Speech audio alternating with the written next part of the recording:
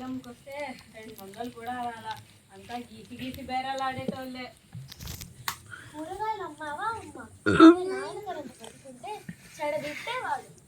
మనం వ్యాపారస్తులం కాదు, రైతులమని నీలిగాడు పెద్ద దొరబాబుల్లాగా శుద్ధులు చెప్పాడు. అల్లాం పిల్లలు నట్టింటో ముంచి ఎలా చచ్చినట్టో.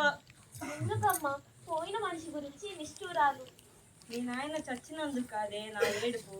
నన్ను చచ్చే ఈ లేకుండా మిమ్మల్ని గుదిబెండలా నా మెడకు కట్టేసినందుకు. బతకలేమని ఒక మాట అనుకుంటే అందరం కలిసి చచ్చేవాళ్ళమేగా. నేను చస్తే నా బాధలు తీరితే అనుకున్నాను. మీరు ఎట్టా బతుకుతారని ఆలోచనే లేదా? ఊరుకో అమ్మ, మన దురదృష్టం కొద్దీ నాయన మనకు లేకుండా రాముడేది ఇంకా రాలేదా? చెప్పినా వినిపించుకోకుండా చదువుకుంటానని బడికి వెళ్ళాడమ్మా. ఇంకా చదువా చట్టుబండలా? పొలం చెక్క పెట్టడానికి వాడి బాబు దిగొస్తాడా పైనుండి?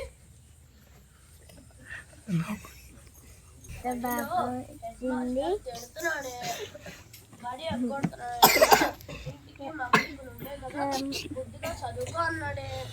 నువ్వేమో పని అంటావు, అన్నేమో పొలం పని అడుగుతుంది. పొద్దునే చెప్పిందేంటి? పొలం కాపలాకి వెళ్ళమని చెప్పానా లేదా? ఏమో నేను పొలం పోను, బడికే పోతా. నాయన ఎప్పుడు చదువుకొని ఉద్యోగం చేయాలనేవాడు. ఎవడ్రా మీ నాయన? అంత బుద్ధున్నాడైతే అర్ధాంతరంగా పురుగు మందు తాగి చాగడు. మా నాయన మన అన్నావనుకో, అన్నావంటే చూడు ఏరా ఏం బాబు చచ్చి ఏడిపిస్తున్నాడు, చావకుండానే ఏడిపిస్తున్నాడు. పొలం పోడట, బడికే పోతాడంట మమ్మల్ని ఉద్ధరించడానికి. ఇంటి సమస్యలు పిల్లలకి తెలుస్తాయని చెప్పు పెద్దలం. మనమే సమాధానించుకోవాలి, సమర్థించుకోవాలి. ఒంటరి ఆడదాన్ని పిల్లలతో సతమతం అవుతుంటే చూస్తే ఎలా అవుతుందని సహాయం చేయడానికి ఇవే కంగారు పడుతుంది. రాఘవయ్య,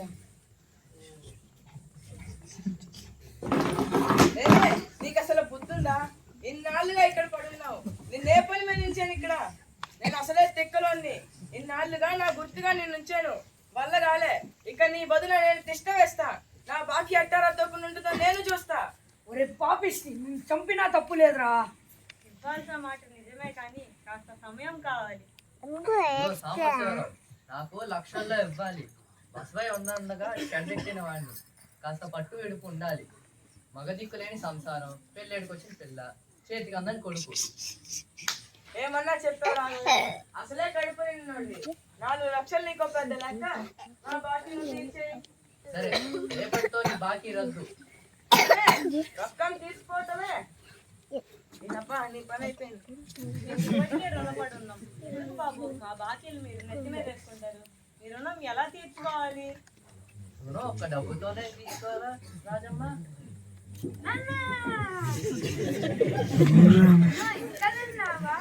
గుళ్ళో పెళ్లి జరుగుతారు నాన్న, నాకు కావాలి నాన్న. లక్ష్మి దా మన ఇద్దరం గుళ్ళో పెళ్లి చేసుకున్నాం. ఏంటా పిచ్చి మాటలు? పిచ్చేనమ్మా, బావాడికి లక్ష్మి అంటే పిచ్చే. నీవు రుణం ఇలా కూడా తీసుకోవచ్చు. నీ కూతుర్ని మా కొడుకు ఇచ్చి పెళ్లి చేస్తే నీ బాకీలన్నీ రద్దు చేస్తా. నీ కొడుకుని చదివిస్తా. నీ పొలం నువ్వే సేద్యం చేసుకో. బాగా ఆలోచించుకో. నేను రేపు వస్తా. రాఘవయ్య, మాలాంటి ఇళ్లలో ఇంటికి లోటేమో కానీ పురుగుల మందుకి లోటు లేదు. బతకలేమనుకుంటే అందరం కలిసే చేస్తాం. అలానే ఈ పెళ్లి చేసి పిల్ల గొంతుకోయలేదు. చింత చచ్చిన పులుపు చావలేదంటే అదే. మీ మేలు కోరి చెప్పా, వీల్లేదంటున్నాం. ఇకపై జరిగే అగచాట్లకు, అవమానాలకు సిద్ధంగా ఉండు. ఆగండి మామయ్య గారు, పెళ్లికి నేను ఒప్పుకుంటున్నాను.